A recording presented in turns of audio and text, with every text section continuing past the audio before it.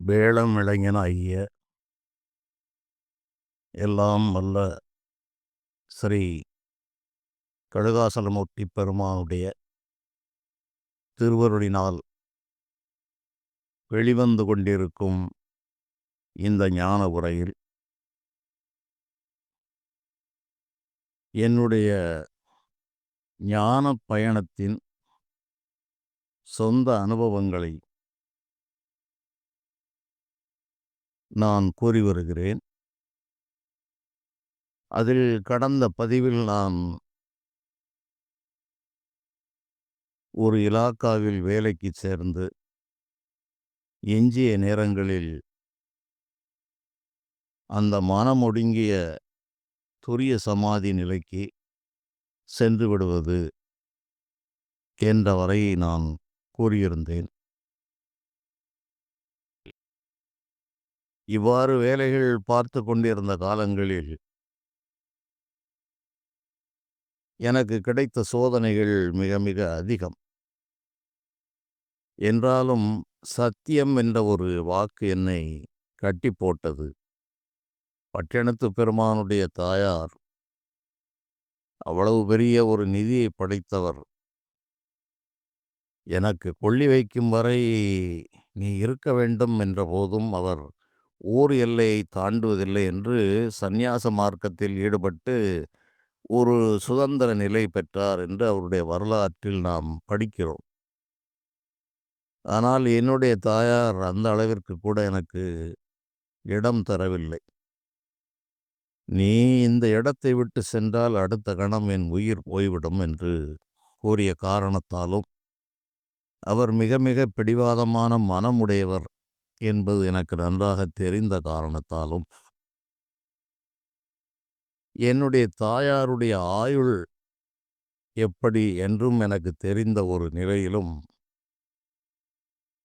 இப்படி ஒரு பழிச்சொற்களுக்கும் இதற்கு ஒரு காரணமாக நாம் ஆகிவிடக்கூடாது என்று எனக்கு வந்த கணக்கில்லாத பல என் மனதிற்கு உடன்படாத பல காரியங்களையும் கொடுந்துன்பங்களையும் நான் சகித்து கொள்ள வேண்டிய ஒரு சூழ்நிலை ஏற்பட்டது. நான் சந்நியாசத்தை விட்டு அதிகமாக போனால் ஒரு 8 ஆண்டுகளுக்குள் என் தாயார் இறந்து விட்டார். அவ்வளவுதான் அவருடைய ஆயுள் நிலை இருந்தது. என் தந்தை வெகு காலம் இருந்தார். ஒரு 84 85 வயது வரை அவர் இருந்தார். ஆனால் என்னுடைய அம்மாவினுடைய ஆயுள் நிலை அப்படி இல்லை என்று எனக்கு தெரிந்ததாலும் அவருடைய சொல்லையும் தட்ட முடியாத நிலையில் வேலை செய்து குடும்பமும் மிக மிக நன்றாக சிறப்பாகவெல்லாம் போயிற்று. எப்படிப்பட்ட நிலையில் இருந்தாலும் வறுமை வந்து ஒரு மனிதனை சூழ்ந்தால் இந்த உலகம் அவனை கண்டுகொள்ளாது. வாழ்ந்தவன் கெட்டால் வரையோட்டிற்கும் ஆகமாட்டான் என்று ஒரு பழமொழி உண்டு. குடைநிழற் கீழ் அமர்ந்து ஒரு குஞ்சரம் ஓர்ந்தோர் நடைமெலிந்து வேற்றூர் நன்னினம் நண்ணுவர். வீடும் பெருமையும் சிறப்பும் மிக்கோர் அறக்கூழ் சாலையை அடையினும் அடைகுவர் என்று பழைய நீதிப் பாடல்கள் கூறுகிறது. யானை மீது அம்பாரி கட்டி, குஞ்சரம் என்றால் யானை, அதில் அம்பாரி கட்டி ஊரறிய பவனி வந்தவர்கள் அரசனோடு அரசனுக்கு உறவினராக இருந்து அரச காரியங்களில் உயர்ந்த நிலையில் இருந்தவர்கள் வறுமையால் சூழப்பட்டு நடைமெலிந்து வேற்றூர் நன்னினும் நண்ணுவர். காலச்சக்கர சுழற்சியால் வறுமையில் அகப்பட்டு அந்த ஊரில் வாழ முடியாமல் வேறு ஊருக்கு சென்று வாழ்வார்கள். பீடும் பெருமையும் சிறப்பும் மிக்கோர், ஊரறிய வாழ்ந்தவர்கள் வறுமை பிணி வந்துவிட்டால் அறக்கூழ் சாலை அடையினும் அடைகுவர். எங்கேயாவது அந்த காலங்களில் அன்ன சத்திரங்கள் உண்டு. அங்கே கூழ் காய்ச்சி பசியாளிகளுக்கு கொடுப்பது உண்டு. அது அறக்கூழ் சாலை என்று அதை கூறுவார்கள். அந்த நிலையில் அப்படி போய் அவர்கள் இருப்பார்கள். ஆனால் தெருவிலே பிச்சை எடுத்து கொண்டிருந்த ஒருவன் அரசனோடு இணை வைக்கும் நிலைக்கு உயர்ந்தும் விடுவார். அறத்திடு பிச்சை கூவி இறப்போர் அரசரோடு இருந்து அரசாளினும் ஆழ்வர். தெருவிலே அறத்து தர்ம பிச்சை என்று அந்த காலங்களிலே அநேகர் இருந்தார்கள். அதில் பிச்சை எடுப்பதிலும் பல காவடி, அன்னக்காவடி என்று 2 ஒரு காவடி போல் அதில் சில பாத்திரத்தை 2 பக்கமும் வைத்து எடுப்பவர்கள், அதில் மணியை கட்டி வருவார்கள். அதை அன்னக்காவடி என்று கூறுவதுண்டு. தெருவோட்டிலே பிச்சை எடுப்பவர்கள் உண்டு. சுரைக்காயை அந்த காய்ந்து போன சுரக்காய் குடுவை, அதிலே ஒரு நூலை கட்டி அந்த சுரக்காய் குடுவையிலே பிச்சை எடுப்பவர்கள் உண்டு. கையிலேயே சந்நியாசிகள் கரதல பிச்சை என்று கைகளையே பாத்திரமாக ஒரு 3 வீடுகளிலே வாங்கி அப்படியே உண்டுவிட்டு கையை துடைத்து விட்டு செல்பவர்களும் உண்டு. இப்படி பிச்சை எடுப்பதிலும் பல நிலைகளெல்லாம் இருக்கிறது. அதுபோல அறத்திடு பிச்சை கூவியிறப்போர் அரசரோடு இருந்து அரசாளினும் ஆளுவர். அவனுக்கு அந்த லட்சுமி கடாட்சம் வந்தவுடன் அரசனுக்கு சமமான உயர் பதவி அடைந்து விடுகிறான். அப்படி அநேகரை அன்றும் இன்றும் இந்த உலகம் பார்த்திருக்கிறது. குன்றத்தனை இரு நிதியை படைத்தோர் அன்றைப் பகலே அழியினும் அழிகுவர்.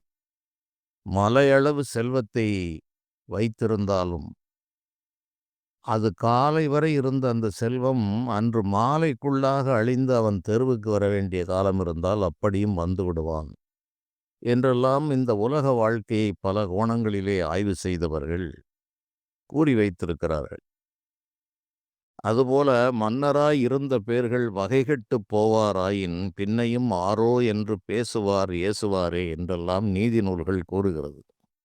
வறுமை சூழ்ந்து விட்டால் அவனுக்கு சொந்தமும் இல்லை, பந்தமும் இல்லை. அதுவரை அவர்களோடு உறவாடி கழித்தவர்கள் கண்டால் ஒதுங்கி விடுவார்கள். இவற்றையெல்லாம் இளமையிலே இவையெல்லாம் நான் பல பிறவிகளிலே பார்த்திருந்தாலும் இந்த பிறவியில் பரிபூரணமாக அதை நான் உணர்ந்தேன். பழமையாக இருந்த காலங்களிலே உண்டவர்கள், உறவாடியவர்கள் இவர்களெல்லாம் வறுமை வந்தவுடன் அப்படியே அற்ற குளத்து அருநீர் பறவை போல் விட்டு சென்றதை நான் கண்ணால் பார்க்க நேர்ந்தது. எங்கும் பார்த்தால் கூட அவர்கள் விலகிச் செல்வார்கள். ஏனென்றால் ஏதேனும் பண உதவிகள் கேட்டு விடுவார்களோ என்று எண்ணுவார்கள். இந்த மனித மனம் அப்படித்தான் வேலை செய்யும். ஆலிலை பூவும் காயும் அழிதரும் பழமும் உண்டேல் சாலவே பட்சியெல்லாம் தம் குடி என்றே வாழும். ஆலிலை ஆதி போனால் அங்கு இருப்பாருண்டோ என்பது நீதிப்பாடல். ஒரு ஆலமரம் செழித்து 1/2 கிலோமீட்டர் சுற்றளவுக்கு படர்ந்து வளர்ந்து செழித்து இருந்தால் பலவிதமான பட்சிகள், பறவைகள் கூடு கட்டி அது அந்த இடத்தில் கலகலப்பாக வாழ்ந்து கொண்டிருக்கும். மனிதர்களும் அங்கே நிழலிலே இளைப்பாறுவார்கள். பலவிதமான பயன்பாடுகள் அதிலே இருக்கிறது. ஆனால் அந்த ஒரு காலத்தில் அந்த மரம் பட்டு போய் இலைகளெல்லாம் உதிர்ந்து போனால் அதுவரை நம்முடைய மரம் என்று இருந்த அந்த பட்சி பறவைகளும் கூட வேறு இடத்தை நாடி சென்றுவிடும். யாரும் அங்கு இருப்பாருண்டோ, அங்கு வரமாட்டார்கள். மன்னர் என்று இருந்தவர்களை சாதாரண மனிதர்கள் பணம் படைத்து விட்டால் அவர்களை உறவு என்று சொல்லிக் கொள்வார்கள்.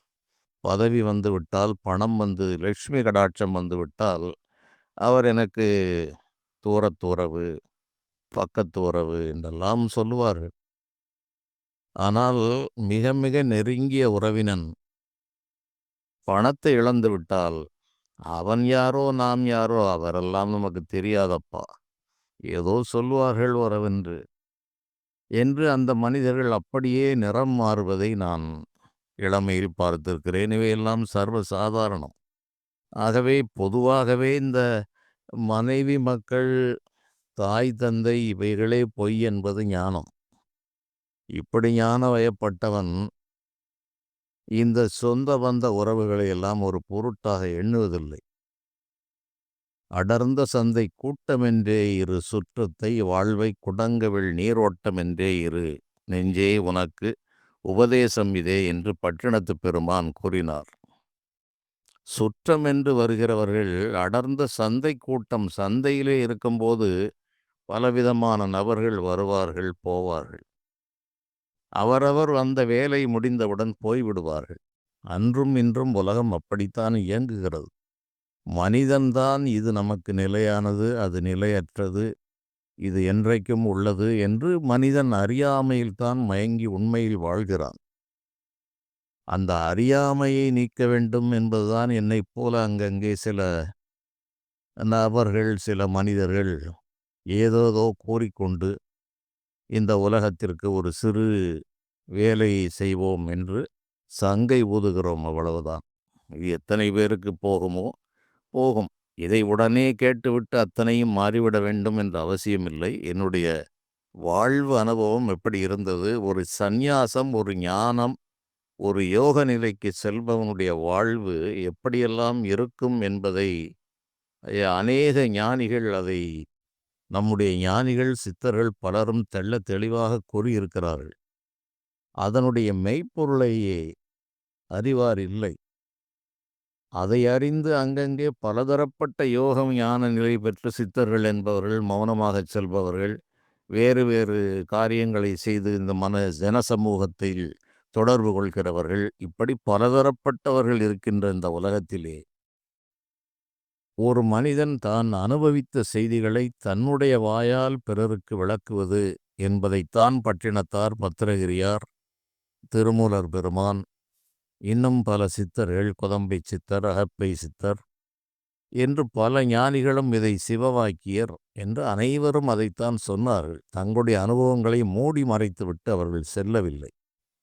அதிலும் பட்டினத்து பெருமான், பத்திரகிரியாரெல்லாம் இறந்த காலத்து இரங்கல், அருள் புலம்பல் என்றெல்லாம் பாடியிருக்கிறார்கள். அவர்கள் தங்களுடைய வாழ்வு நிலைகளை அப்படியே பல பிறவியில் அவர்கள் தாங்கள் அனுபவித்ததையும், இந்த உலகம், மனித சமுதாயம் எப்படி இருக்கிறது என்பதையும் தெளிவாக பாடலிலே விளக்கி காட்டினார்கள். தாங்கள் பெற்ற உயர்ந்த, இறுதியில் முதலில் பட்ட கஷ்டங்களை கூறி இறுதியிலே தாங்கள் பெற்ற பேரின்பத்தையும் அதுபோன்ற ஞானிகள் கூறிச் சென்றிருக்கிறார்கள். மணிவாசகப் பெருமான் முதல், திருஞான சம்பந்த பெருமான் முதல் அனைவருமே அந்த ஞானத்தை பெற்றவுடன் அப்பர் சுவாமிகள், சுந்தரமூர்த்தி நாயனார் என்று அனைவரும் இறுதியிலே அந்த இறைவனுடைய பெருங்கருணையை எண்ணி வியந்து, இப்படிப்பட்ட அருளுக்கு நான் பாத்திரமாவேனா? அதுவரைப்பட்ட துன்பங்கள், துயரங்கள் அதிகமாக இருக்கும். இறைவனையே தோழனாக பெற்ற சுந்தரமூர்த்தி சுவாமிகள் பெற்ற துன்பங்களே அளவில்லாதது. அந்த நிலையிலும் அவர் அந்த சிந்தனையை கைவிடாமல் இருக்கிறாரா என்று பார்த்து கடைசி இறைவனுடைய பெருமையை உணர்ந்த பிறகு, இந்த கருணைக்கு நான் தரமாவேனா என்றெல்லாம் அவர்கள் பாடியிருக்கிறார்கள். இது இவ்வாறு போய்கொண்டிருக்கிறது. இதுபோன்ற இந்த ஜன சமூகத்தில் பல கோடி நபர்களிலே என்னைப் போல ஒரு சிறு நீர் திவலை போன்ற ஒரு நிலையில் பெற்றவன், அவன் பெற்ற ஞானத்தை கூறுவது என்பது ஒரு நடுநிலையில் இருந்து பார்த்தால் இது மிக பயனுள்ளதாக இருக்கும். நான் பெற்ற ஞானத்தின் அளவு, அதனுடைய தகுதி என்பதெல்லாம் இறைவனால் நிர்ணயிக்கப்பட வேண்டியது. ஆனால் அந்த பயணத்தில் நான் பெற்ற அனுபவங்கள் முழுவதும் என் மனதிற்கு தெரிந்த காரணத்தால் அதை கூறுவதால் பலருக்கு ஒரு பயன் கிடைக்கலாம். உடனடியாக இப்போது இல்லாவிட்டாலும் இந்த வாழ்வு எப்படி இருக்கிறது, உண்மை ஞானம் தெளிந்தவர் என்பவர் யார், அது அல்லாமல் இருப்பவர்களெல்லாம் யார் என்றாவது குறைந்தபட்சம் தெரிந்து கொள்ளலாம். ஆகவே இந்த நேரம் போக மிஞ்சிய நேரங்களிலே எந்த நேரமும் இலக்கு, கொக்குக்கு ஒரே மதி என்று கூறுவார்கள். அது ஒரே சிந்தனையில்தான் இருக்கும். அதைப்போல எத்தொழிலை செய்தாலும், ஏதவஸ்தைப்பட்டாலும், முக்தர் மனமிருக்கும் மோனத்தே வித்தகமாய் காதி விளையாடி இரு கைவீசி வந்தாலும் தாதி மனம் நீர்க்குடத்தேதான் என்று ஞானிகள் கூறுகிறார்கள். எந்த தொழிலை செய்தாலும், எந்த ஒரு அவஸ்தை, எந்த ஒரு நிலையில் இருந்தாலும் முக்தர்களுடைய மனம் மௌனத்திலே தான் இருக்கும். இதற்கு உதாரணம் என்ன என்றால், அந்த காலங்களிலே ஆறு, குளங்கள், கிணறுகளிலே போய் தண்ணீர் எடுத்து வருவது வழக்கம். இன்றைய சமுதாயத்திற்கு அது தெரிந்திருப்பதற்கு வாய்ப்பே இல்லை. அந்த தண்ணீர் எடுக்கும் போதும் என்ன செய்வார்கள் என்றால், இடுப்பில் ஒரு குடமும் தலையில் ஒரு குடமும் வைத்திருப்பார்கள். அந்த தலையில் இருக்கிற குடத்தில் அப்படியே வைத்து வருகிறவர்களும் உண்டு. ஒரு சிறு துணியை சுற்றி சும்மாடு என்று வைத்து அதன் மேல் வைத்துக்கொண்டு வருவார்கள். அந்த தலையில் இருக்கிற குடத்தை பிடிக்காமலே கைகளை வீசி தோழிகளோடு பேசி கதை பேசிக்கொண்டு வருவார்கள். ஆனால் அவ்வாறு கதை பேசிக்கொண்டு வந்தாலும் இவர்களுடைய உடலில் அசைவிற்கு தக்கவாறு அந்த மேலே உள்ள குடத்தின் மேல் ஒரு பகுதி மனம் அங்கே இருந்து கொண்டே இருக்கும். ஆகவேதான் இவர்கள் ஞானிகள் இதை உதாரணமாக கூறினார்கள். எத்தொழிலை செய்தாலும் ஏதவஸ்தைப்பட்டாலும் முக்தர் மனம் இருக்கும் மௌனத்தை ஒரு பகுதி உலகியலுக்கு கொடுத்தாலும் ஒரு பகுதியை அந்த மௌனத்திலே வைத்திருப்பார்கள். வித்தகமாய் காதி விளையாடி பல பல விஷயங்களை பேசி விளையாடி இரு கைவீசி வந்தாலும் தலையில் மட்டும் குடத்தை வைத்திருக்கிறார். இடுப்பில் குடமில்லை என்றால் 2 கைகளையும் வீசிக்கொண்டு நடப்பார்கள். நடந்தாலும் தாதி மனம் நீர்க்குடத்தே தான். அந்த மனத்தின் ஒரு பகுதி நீர்க்குடத்தின் மேல் வைத்திருப்பார் என்ற நிலையில் இது விரக்தி பெற்ற ஒரு மனம். இந்த உலகத்தில் எந்த பொருளும் என்னை ஈர்க்கவில்லை. இங்கு எந்த வேலையும் இல்லை. நான் தேடும் பொருள் எனக்குள்ளே இருக்கிறது.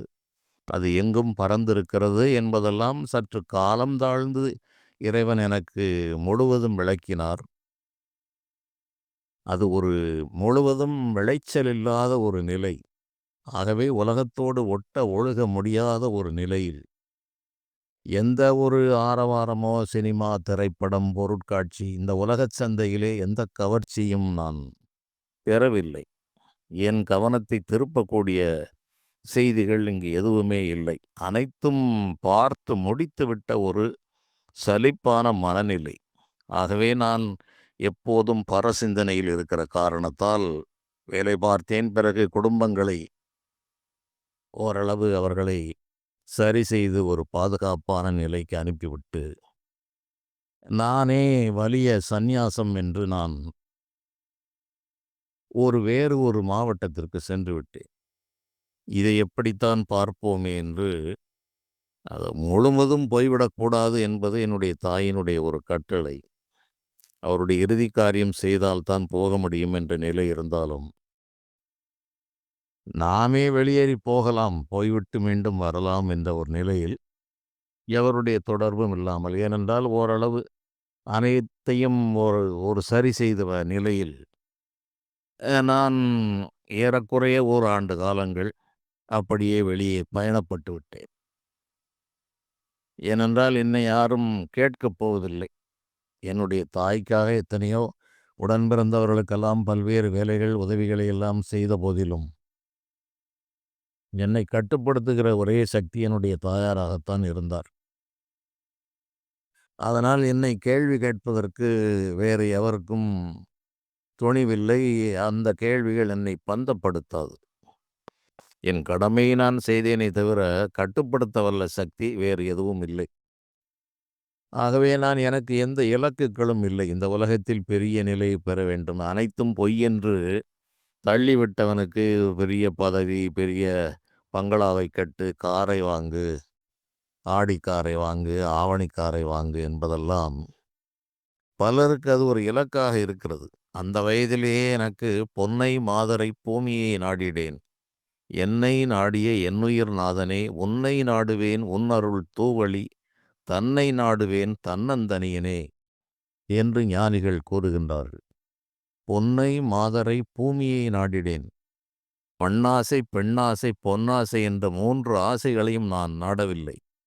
என்னை நாடிய என்னுயிர் நாதனே, எனக்கு வந்து நாடி அருளை ஒரு திவலை காட்டிவிட்டு மறைத்து விட்டாய். ஆகவே நான் உன்னை தேடி அலைகிறேன். அதுபோலதான் என் நிலையும் இருந்தது.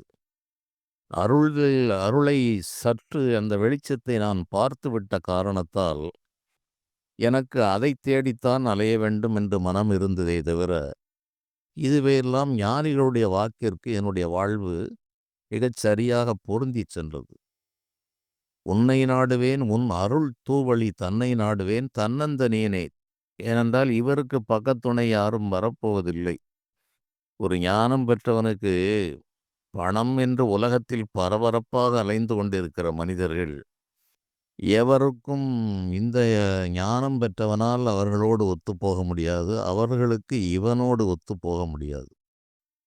ஆகவே நான் பொதுவாக வேலை முடிந்து விட்டால் எங்கோ போய் ஒதுக்குப்புறமான இடங்களிலே, அப்படி தார் சாலைகளிலே, சல்லி கற்களிலே அப்படி படுப்பது வழக்கம். ஏனென்றால் எனக்கு எங்கோ இருந்து மனதை ஒடுக்க வேண்டும்.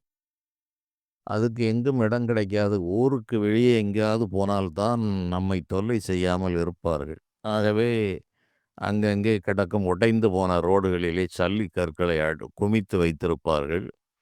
அதிலே போய் தலையை வைத்து மணிக்கணக்காக படுத்து அல்லது உட்கார்ந்து அந்த மனதை ஒடுக்குவது.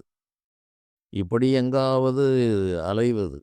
காரணம் இதைத் தேடி கூடிப் பிரிந்துவிட்ட கொம்பனையைக் காணாமல் தேடித் திரிபவன் போல் சிந்தை வைப்பது காலம் என்று ஞானிகள் கூறுகின்றார்கள்.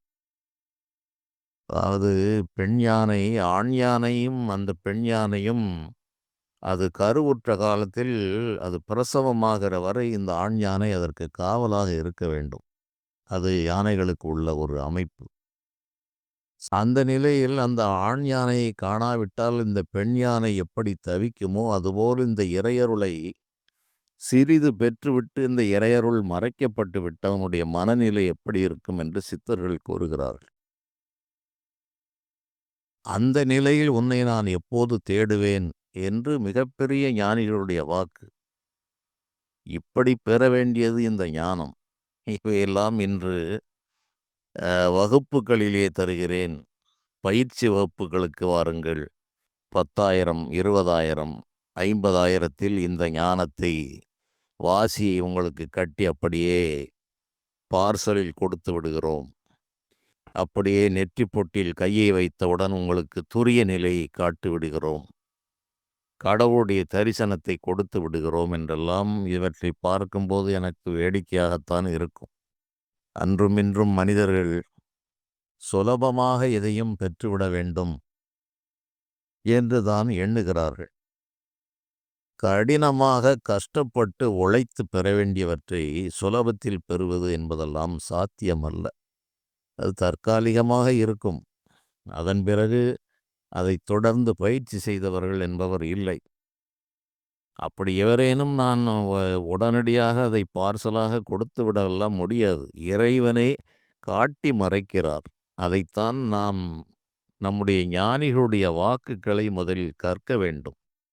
ஞானம் பெற்றவர்கள் என்னவெல்லாம் தங்களுடைய அனுபவத்தை கூறியிருக்கிறார்கள் என்று ஒரு மனிதனுக்கு தெரிந்திருந்தால் அவன் இந்த ஏமாற்றத்தை அடைய மாட்டான். சாமானியமான நபர்களையெல்லாம் மிகப்பெரிய அவதூதர்கள் என்று அவன் எண்ணவும் மாட்டான். ஆனால் இன்று என்ன நடக்கிறது என்றால் சின்ன சின்ன அதிசயங்களை அற்புதங்களை ஒரு ஞானி அற்புதத்தை செய்திருப்பார். அவர் கூறிய அந்த உபதேசங்கள் வாயிலாக இவன் இறை ஞானத்திற்கு செல்பவர்களை தேடித்தான் பார்க்க வேண்டும். இந்த அழிந்து போகிற உலகத்தில் அவர் செய்த அந்த மாயச் செயல்கள் மட்டும்தான் இன்றளவும் பேசப்பட்டு கொண்டே இருக்கிறது. ஒரு சித்தர் என்றால் அவர் வாழ்க்கையிலே ஒரு 10 நிகழ்ச்சி இருக்கும். அந்த 10 நிகழ்ச்சியையும் வார்த்தைகளை மாற்றி மாற்றி போட்டு காலம் காலமாக அன்று தொடங்கி இன்று வரை பத்திரிகைகளில் எழுதுவது, பேசுவது. ஒரு நபரை பற்றி 1000 பேர் பேசினாலும் இதைத்தான் பேசுவார்கள்.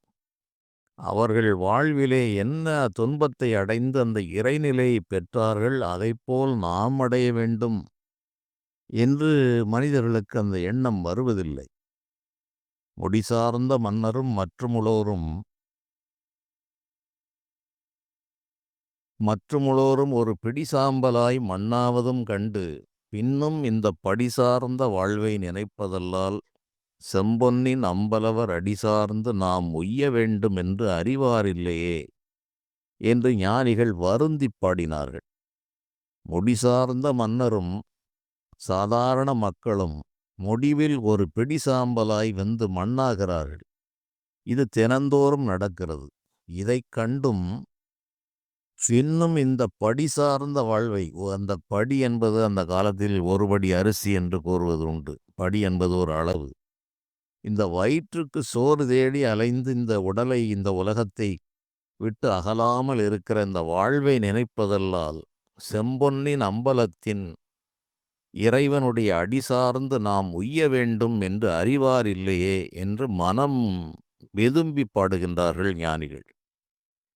நம்முடைய உடம்புக்குள்ளேயே செம்பொன் அம்பலமாகிய அந்த சிதாகாயத்தில் ஆடிக்கொண்டிருக்கிற அந்த இறைவனை நாடி அவரை அடைய வேண்டும், இந்த அனைத்து துன்பங்களும் அதில் மறையும் என்று அறியக்கூடியவர்கள் இல்லாமல் போய்விட்டார்களே. அவர்கள் முக்காலமும் உணர்ந்தவர்கள், இறைவனுடைய லீலைகளையும் நிர்வாகத்தையும் நன்றாக தெரிந்தவர்கள். என்றாலும் சொல்ல வேண்டியது அவருடைய கடமை என்று அவர்கள் வருந்திய ஆதங்கத்தோடு கூறினார்கள். அதுபோல இப்படியெல்லாம் போய்கொண்டிருந்தது. ஒரு நிலையில் நானே இதை என்னவென்று பார்க்கலாம், இந்த உண்மைத்தன்மையை நன்றாக தெரிந்து கொண்டேன். உற்றார் உறவினர் உடன் பிறந்தார்களெல்லாம் கூட அப்படி எல்லாம் காசு பணம் தன்னைத்தானே பார்த்து கொள்ளுதல் என்ற நிலைதான் வறுமை வந்த போது வந்துவிடும். தாங்களா வறுமை வந்தால் விருந்தினர் காண நோகும் என்றெல்லாம் அதற்கு பாடல்கள் இருக்கிறது. வேங்கை நேர் வீரன் கொன்றும் விருந்தினர் காண நோகும், பூங்கொடி மனையாளுக்கு அஞ்சும் புல்லருக்கு இணங்கச் செய்யும், ஓங்கிய அறிவு கொன்றும் உலகலாம் பழிக்கும் தானே என்று நீதிப்பாடல்கள் கூறுகிறது. தாங்கொணா வறுமை வந்தால் சபைதனில் செல்ல நாணும். ஒரு சபைக்கு செல்ல முடியாது, நல்ல உடை இருக்காது. வேங்கை நேர் வீரங்கொன்றும், அதுபோல் புலி போல கம்பீரமாக இருந்தவனுடைய வீரமெல்லாம் குறைந்துவிடும். விருந்தினர் காண நோகம், விருந்தினர் எவரும் வந்துவிட்டால் இவருக்கே உணவில்லை, அவருக்கு என்ன கொடுப்பது என்று நாணுவார்கள். பூங்கொடி மனையாளுக்கு அஞ்சும், மனைவியினுடைய முகத்தை பார்க்க அஞ்சுவான். ஏனென்றால் ஏதேனும் அரிசி இல்லை, பருப்பில்லை, புளி இல்லை என்று கேட்டுவிடக்கூடாதே என்று அஞ்சுவார். பூங்கொடி மனையாளுக்கு அஞ்சும்.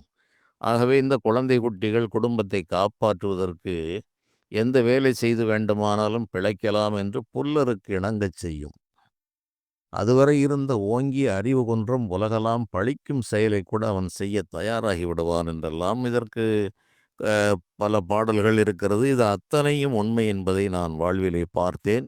மீண்டும் சகஜ நிலைக்கு வந்து ஒரு மனிதர்கள் நிலைக்கு வந்த பிறகு அனைத்து நபர்களும் மீண்டும் வந்ததையும் பார்த்தேன். இரண்டையும் நான் பார்த்தேன். நான் எந்த காலத்திலும் இந்த இரண்டையும் கணக்கில் எடுத்துக்கொள்வதில்லை. எப்போதும் சந்தை கூட்டம்தான் இது, எல்லாம் மாயப் பொம்மைகள் என்று தெரிந்தவனுக்கு ஊழ்வினையால் வருகிறது. உடன் பிறந்தார் சுற்றத்தார் என்று இருக்க வேண்டாம் என்றுதான் ஞானிகள் கூறினார். உடன் பிறந்தவர்களே உறுதி சுற்றம் இல்லை, தாய் தந்தையே இல்லை என்ற பிறகு மாமன் மச்சான் மைத்துனன் போனவன் வந்தவன் 4 விட்ட சொந்தம் 7 விட்ட சொந்தம் எல்லாம் ஒன்றுக்கும் வராது. அது இருக்கும்போதும் எவன் வர வேண்டுமோ அவன்தான் வருவான். எத்தனை பெரிய ஆள்களை தேடி வைத்திருந்தாலும் துன்ப காலத்தில் யார் உதவ வேண்டுமோ அவர்களை இறைவன் அனுப்பி வைக்கிறார். அருகிலே இருப்பான் உடன் பிறந்தவன், இவனுக்கும் அவனுக்கும் தீரா பகை இருக்கும், என்னவென்றே கேட்க மாட்டான். இப்படியெல்லாம் இந்த உலக வாழ்வு போய்கொண்டிருக்கிறது. இதில் காலமும் கடந்து கொண்டிருக்கிறது. இதில் மிகப்பெரிய சிரமங்கள் என்ன என்றால், இந்த மனித சமுதாயம் பணமில்லாதவனை ஒரு பொருட்டாகவே நினைக்காது. நான் யாரென்றே காட்டிக்கொள்ளாமல் பல இடங்களுக்கு அப்படியே சுற்றி அலைந்த காலங்களில் பகல் பொழுதில் அங்கே இங்கே அலைந்து காலத்தை ஓட்டிவிடலாம். இரவு பொழுதிலே தங்குவது என்பது மிக மிக கடினமான ஒரு வேலை. எங்குமே தங்குவதற்கு வாய்ப்பு இருக்காது. பட்டினத்து பெருமான் கூறும்போது, படுக்க புறந்தெண்ணை எங்கெங்கும் உண்டு, பசித்து வந்தால் கொடுக்க சிவன் உண்டு என்று கூறுகிறார். இந்த புறந்தெண்ணைகளெல்லாம் இருந்தாலும் அங்கேயெல்லாம் படுத்து விட முடியாது. இவன் ஏதோ திருடனா நல்லவனா கெட்டவனா என்ற ஐயப்பாடு. ஆகவே இது போன்ற ஆள்களுக்கு துறவு என்று சந்நியாசம் என்றெல்லாம் செல்லவில்லை. கையிலே காசு கிடையாது, கிடைத்த வேலையை பார்த்து கொண்டு ஒரு வீடு என்பதில்லை, ஒரு கூடு என்பதில்லை, அப்படியே ஒரு சஞ்சாரியாக நான் வாழ்ந்த காலம். எனக்கு அதில் தான் அதிக விருப்பம் இருந்தது. எதையும் சார்ந்து வாழ வேண்டும் என்றில்லை. இறைவனை மட்டுமே சார்ந்து அப்படியே வாழ்ந்து கழித்து விட வேண்டும் என்பதே என்னுடைய பெரு வேட்கையாக இருந்த காரணத்தால், மாலை நேரங்களில் மயான பூமி தான் நமக்கு ஒரு சொர்க்க பூமியாக இருக்கும். பகல் பொழுதிலும் கூட மயானத்தின் ஓரமாக மரத்தடியில் இருந்தால் மட்டுமே தான் நிம்மதியாக இருக்க முடியும். வேறு எங்கும் அனாவசியமாக இருந்துவிட முடியாது. நகரச் சந்தடியிலும் இருக்க முடியாது. கிராமங்களில் அதுவும் முடியாது. இவன் வேறு ஏதோ ஒரு ஊர்க்காரன், இவன் யாரோ எவனோ என்று தெரியவில்லை. ஒரு நைந்து போன ஒரு வேஷ்டி, கிழிந்து போன சட்டை, ஒன்றுமில்லாமல் ஒரு மனிதன் அலைகிறான் என்றால், அவனை பைத்தியம் என்று நினைக்கக்கூடிய வாய்ப்புகள் அதிகம். அல்லது தெளிவாக அலைந்தால் திருடனா, வேஷதாரியா என்றெல்லாம் இப்படி பல சந்தேகங்கள் வரும். இவற்றையெல்லாம் நான் கடந்திருக்கிறேன். இதிலே இந்த மயான பூமி இடம் கொடுத்தது. பல மயானங்கள் உதவியது. ஆகவே அங்கே இருந்தே ஜெபம் செய்வது, தியானம் செய்வது, அது இடுகாடு, சுடுகாடு எல்லாம் ஒன்றோடு ஒன்று இணைந்திருக்கும். அந்த இடுகாடு என்பது புதைக்கிற இடத்தை இடுகாடு என்று கூறுவார்கள். அங்கே ஒன்றை புதைக்கும்போது ஒன்றை எடுத்து வெளியே போட்டால் ஒரு ஒரு ஊரிலே நான் பார்த்தேன். ஒரு 50, 100 மண்டை ஓடுகள் ஒன்றுபோல் குவித்து வைக்கப்பட்டிருந்தது. அப்படியே எல்லாம் வெள்ளை நிறத்திலே கண் இருந்த இடங்களிலே குழி விழுந்து, விகாரமான ஒரு தலை ஓடுகள், நூற்றுக்கணக்கான மண்டை ஓடுகளை ஒரு ஊரிலே நான் பார்த்தேன். அதில் ஒவ்வொன்றையா எடுத்து, இந்த உடல் எப்படி எப்படியெல்லாம் இருந்ததோ, இது ஆணா, பெண்ணா என்பது தெரியவில்லை. இவன் என்னவெல்லாம் கற்பனை செய்திருப்பான், எப்படியெல்லாம் செருக்கோடு வாழ்ந்திருப்பான். இப்படிப்பட்ட உடல் இந்த நிலைக்கு ஆய்விட்டதே என்று எனக்கு இந்த சித்தர்கள் பாடல்கள், ஞானிகள் பாடலெல்லாம் வரும். "ஓடு விழுந்து சீழ்வாயும் 9 வாய் புண்ணுக்கு" என்று கூறிய பாடல் நினைவுக்கு வந்து, ஒவ்வொரு மண்டை ஓடுகளையா எடுத்து பார்ப்பது வழக்கம். அதிலே தலைக்கு அந்த ஓடுகளுக்கு மேலே கருப்பு நிறத்திலே கோடுகள் இருக்கும். அது இந்த இசிஜி ரிப்போர்ட்டில் இருப்பது போல ஒரு கோடுகளை நான் அனைத்து மண்டை ஓடுகளிலும் பார்த்திருக்கிறேன். அப்போதுதான் இதை தலையெழுத்து என்பதை என்னால் இறைவன் எனக்கு உணர்த்தினார். ஒன்றுபோல் அனைத்து மண்டை ஓடுகளிலும் இல்லை. அது ஒரு ஷார்ட் ஹேண்ட் எழுதுகின்ற போது எப்படி எழுதுகிறார்கள், அதை தெரிந்தவன் தான் அதை படிக்க முடியும். அதைப்போல பிரம்மா எழுதுகிறார் என்றெல்லாம் நம்முடைய முன்னோர்கள் மூட நம்பிக்கையாக எதையுமே கூறவில்லை. எல்லாவற்றையும் பார்த்து தெளிந்துதான் கூறினார்கள். அது நமக்கு தெரியவில்லை என்ற காரணத்தால் அது மூடநம்பிக்கை பட்டியலுக்கு போனது. அப்படி இது போன்ற இவற்றிலெல்லாம் எனக்கு ஒரு பெரிய இது இல்லை. ஒரு பெரிய கையெலும்பு கிடக்கும். இவன் இந்த கையை வைத்து என்ன ஆட்டமெல்லாம் போட்டிருப்பான். அது எவனுடைய கையெலும்போ நான் கையிலே தூக்கி வைத்துக்கொண்டு அதை பார்ப்பது. இப்படித்தான் என்னுடைய வாழ்க்கை போயிற்று. இதிலே இன்று சொல்வது போல அது பின்னால் வருகிறேன். இந்த சுடுகாடு போன்றவையெல்லாம் மாந்திரீகர்கள் மிகப்பெரிய ஒரு பீடிகை போட்டு காட்டுகின்ற இவையெல்லாம் எனக்கு வாழ்விடமாகவே அமைந்தது. ஆகவே இந்த மற்ற விஷயங்களுக்குள் நான் பெரிதாக அலட்டிக் கொள்வதில்லை. எத்தனையோ பிறவிகளில் இது போலத்தான் வாழ்ந்திருக்கிறோம். அது தெரிந்தால் எல்லோரும் அமைதி அடைவார்கள். அது தெரியாத காரணத்தால் அனைவரும் குழம்புகிறார்கள். இதிலே என்ன சிரமம் என்றால், மழைக்கால இரவுகள் மிக மிக துன்பகரமாக இருக்கும். எங்கு தங்குவது? எங்கு தங்கினாலும் மழையில் நனையத்தான் வேண்டும். ஆளில்லாத குடிசைகள், இந்த ஓலைகள் பழுதுபட்ட குடிசைக்குள் இருந்தாலும், மழை இங்கு திரும்பினால் அங்கு விழும், இங்கு திரும்பினால் இங்கு விழும். ஆக விடிய விடிய தூங்க முடியாது. ஒருபுறம் தவளைகள் ஓடும், ஒருபுறம் பாம்புகள் ஓடும், ஒருபுறம் பெரிய எலிகள் ஓடும். இப்படி இந்த வெளியேறி வாழ்கின்ற வாழ்விலே மழைக்கால இரவுகள் மிக மிக சோதனைகளாக இருக்கும். தூக்கமில்லாமல் இருப்பது என்பது வழக்கம். எனக்கு அது ஒரு சாதாரண வேலை.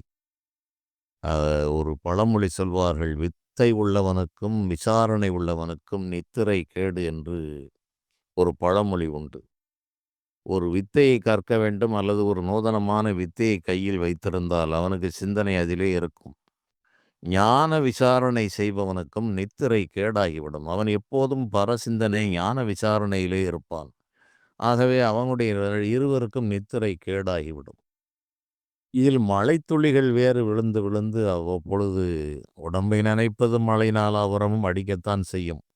ஐப்பசி, கார்த்திகை மாத அடைமழை காலங்களில் நனையாமல் இருக்க முடியாது. இந்த மழை விட்ட பிறகு அந்த ஓலையிலிருந்து விழுகிற தண்ணீர் நிற்பதற்கு விடிய விடிய இருந்தாலும் அது விழுந்து கொண்டு தான் இருக்கும். இப்படி இந்த உலகத்தின் நிலைகளை எல்லாம் பார்த்தேன். ஒன்றுமில்லாமல் வெட்ட வெளி வானமே கூரை, பூமிதான் படுக்கை என்று வாழ்கின்ற வாழ்க்கையையும் நான் பார்க்க வேண்டியது இருந்தது. அதன் பிறகு நெடுங்காலங்கள் கழித்து இன்று இந்த சாமியார்கள் என்று வாழ்கின்ற நபர்களை எல்லாம் பார்க்கும்போது இவர்களுக்கு வேளா வேளைக்கு சூடாக உணவுகள் கிடைக்கிறது. இவர்கள் தட்டை தூக்கி கொண்டு அந்த நானும் ஒரு சாமியார் என்று மிக சௌகரியமான மக்களோடு மக்களாக வாழ்ந்து கொண்டிருக்கிறார்கள். மக்களும் அன்னதானம் செய்தால் புண்ணியம் என்று 3 வேளைகளும் அவர்களுக்கு சப்பாத்தி, பூரி, இட்லி, வடை என்று பலவிதமாக கொடுத்து உபசரிக்கிறார்கள். அன்னதானம் செய்வது புண்ணியம்தான். ஆனால் துறவு ஞானம் என்பது சோற்றுக்கே அலைந்து கொண்டிருப்பதல்ல. இவன் ஞானத்தை பெற்ற பிறகு வயிற்றுக்கு ஏதோ ஒரு செவிக்கு உணவு இல்லாதபோது சிறிது வயிற்றுக்கும் ஈயப்படும் என்று இல்லறத்தில் இருந்த வள்ளுவர் பெருமானே கூறுகிறார். செவிக்கு உணவுதான் பிரதானம். அது இல்லாவிட்டால் வயிற்றுக்கும் கொஞ்சம் கொடுக்கலாம் என்று நிலை.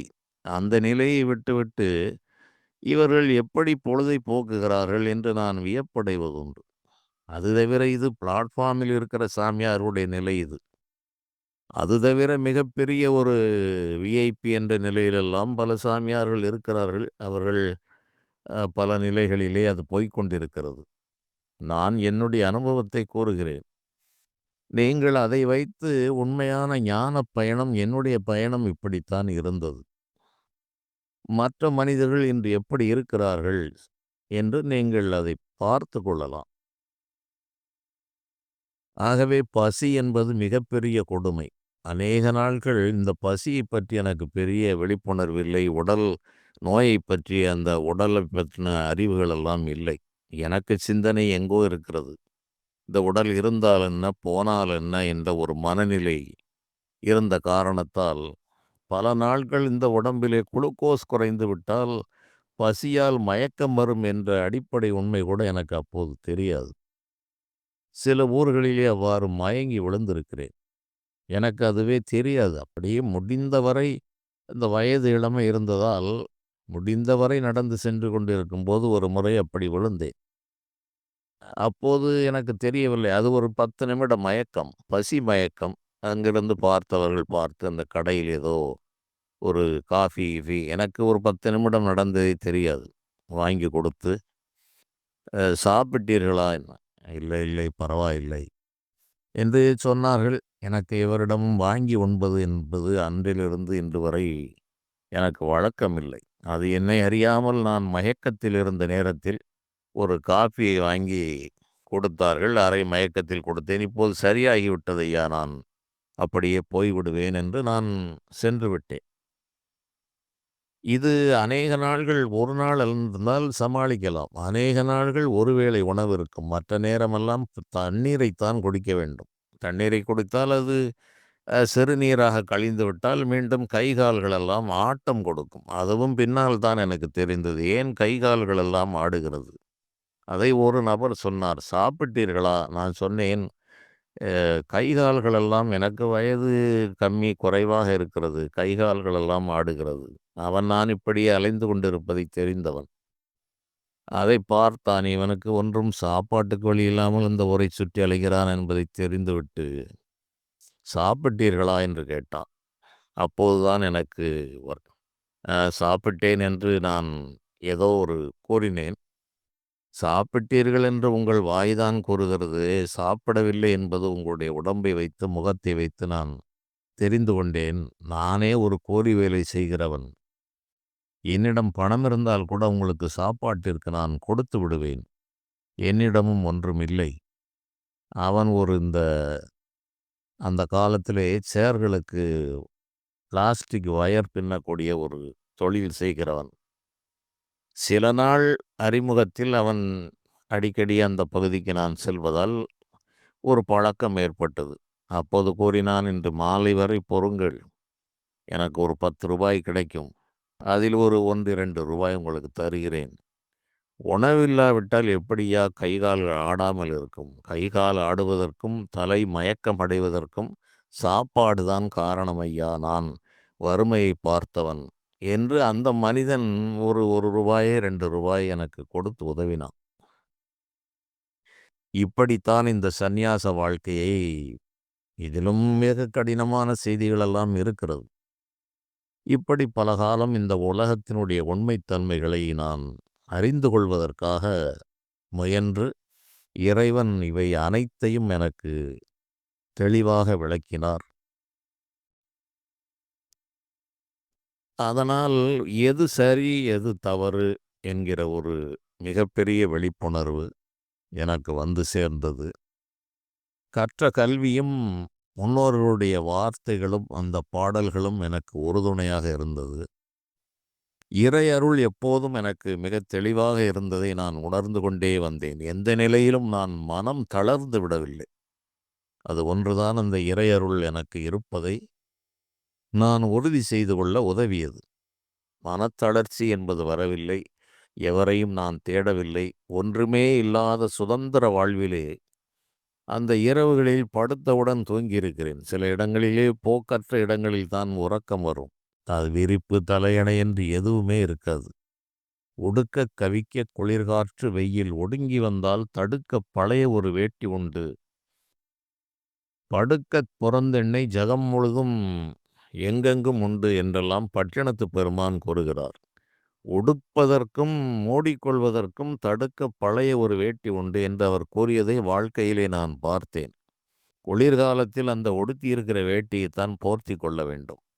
இதை மிகப்பெரிய ஒரு தனவந்தரான அந்த பட்டினத்து பெருமான் தன்னுடைய பூர்வ பிறவிகளில் இருந்த அனுபவத்தை கூறினாரா, அல்லது அந்த பிறவியில் அந்த அனுபவத்தை பெற்றாரா, அல்லது இதுபோல பலருக்கு இந்த அனுபவம் கிடைக்கும் என்பதை யூகித்து இந்த பாடலை பாடினாரா என்று நான் நினைப்பேன்.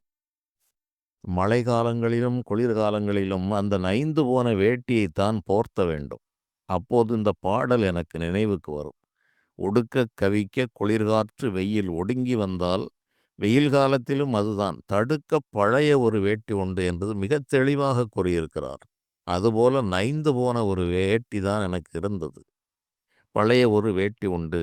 படுக்க பொறந்தெண்ணெய் எங்கெங்கும் உண்டு. பசித்து வந்தால் கொடுக்க சிவன் உண்டு நெஞ்சமே, நமக்கு ஓர் குறைவில்லையே என்பார். அவருடைய நிலை அதைவிட உயர்ந்து போனதால் அவர் ஒரு நிலையில் சாப்பாட்டிற்காக மிகவும் அல்லல் பட்டிருக்கிறார். அதற்கு பல பாடல்கள் எல்லாம் இருக்கிறது. இப்படி தேடி அலைந்த ஞானம், இப்படி இறைவன் அந்த சோதனை, அந்த எல்லை வரை, அந்த துன்பத்தினுடைய எல்லையை காட்டுகிறார். இப்படி நிலையில் இரவில் படுத்தவுடன் இது போன்ற இடங்களிலே கூட நான் நிம்மதியாக உறங்கி இருக்கிறேன். எந்த கவலையும் இல்லை. நாளைக்கென்று தேட வேண்டியதில்லை. எந்த சிக்கலையும் மனதிலே வைக்கவில்லை. எந்த குறிக்கோளும் இல்லை. இருக்கிற ஆயுளை நகர்த்த வேண்டும் என்ற ஒரே எண்ணம்தான் இருந்தது. வயது 48 வரை போக முடியாது என்று நன்றாக தெரியும். ஆனால் இப்படியே நாளை ஓட்டிவிடலாம் என்றாலும் என்னுடைய தாயாருக்கு செய்ய வேண்டிய கடமைகள் எல்லாம் இருந்தது. ஆகவே எனக்கு ஒரு குறிப்பிட்ட கால அவகாசம் வரை இது போன்ற வாழ்க்கையை வாழ்ந்தேன்.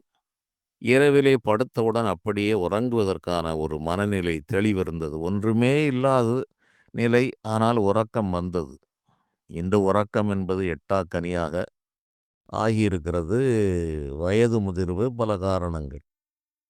அது எப்போதும் ஞான விழிப்பு என்று வந்துவிட்டால், இந்த நித்திரை வந்தபோது தூங்கிக் கொள்ள வேண்டாம்.